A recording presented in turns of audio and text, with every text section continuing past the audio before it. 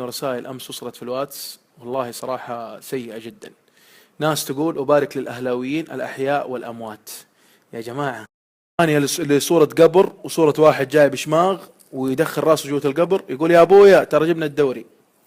يا جماعة، لأي درجة احنا وصلنا؟ يعني الآن خلص الاستهزاء وخلص الشماتة وخلص السب، ندخل في الأموات اللي أفضوا ما قدموا. سبحان الله، أي جرأة فينا؟ إنسان أفضى إلى ما قدم ويحاسب الآن على الصغير والكبير. اسأل الله عز وجل له الثبات، مو تستهزئ فيه. يا جماعة، فين عقولنا وصلت؟ الآن الميت في قبره وسبحان الله يحاسب، وإحنا نيجي نستهزئ بكل أريحية. والله والله لابد نراجع النظر بنفسنا.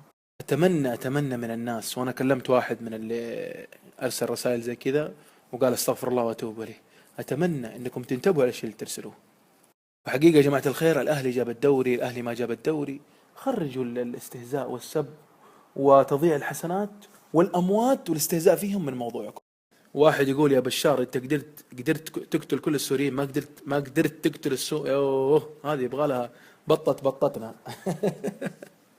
واحد ثاني يقول يا بشار أنت استطعت أنك تقتل السوريين كلهم، ما قدرت للسومة.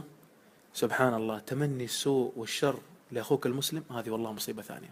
الصحيح والحق انك تقول يا رب يا الله انك تنصر اخواننا السوريين المستضعفين المساكين اللي قتلوا، ولا تدخلهم في استهزائك في الاهلي. الله يهديك يا جماعة، هذه خاطرة من قلبي، واسأل الله ان تصل لقلوبكم.